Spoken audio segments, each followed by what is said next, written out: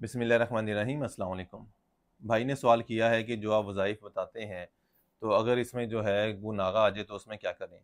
Basically कोई भी आप वज़ीफ़ा कर रहे हैं या चिल्ला कशी कर रहे हैं, तो अगर तो उसमें एक दिन का नागा आ जाता है, तो कोई ऐसी परेशानी वाली बात नहीं है। आपको चाहिए कि आप दूसरे दिन जो है वो पढ़ाई को डबल कर लें।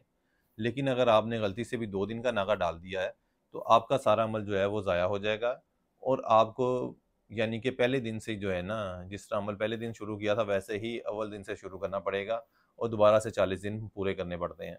तो कोशिश यही करें कि नागा अव्वल तो आए ना, क्योंकि जितना आप तवत्तर के साथ जो है वो पढ़ाई करेंगे और जो है पूरा अपना ध्यान जो है वो पढ़ाई में लगाएँगे, उतने ज़्यादा कवी उसके जो हैं वो नताइज आएँगे। लेकिन अगर आप जो है वो बार-बार नागा करते हैं, ज़ाहिर है एक तो उसका कोई रिज़ल्ट नहीं आता अमल का, दूसरा ये है कि आपका अमल भी जो है वो ज़ाया हो जाता है, आपको शुरू से करना पड़ता है।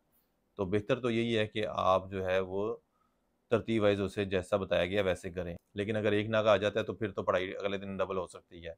लेकिन 2 नागे आपने डाल दिए हैं तो फिर उसका कोई हल नहीं है, वो आपको दोबारा से ही चिल्ला करना पड़ेगा या वज़ीफ़ा करना पड़ेगा जो आपको बताया गया है। उम्मीद है आपको हमारी वीडियो पसंद आई होगी। अगली वीडियो तक के लिए अल्लाह हाफ़िज़।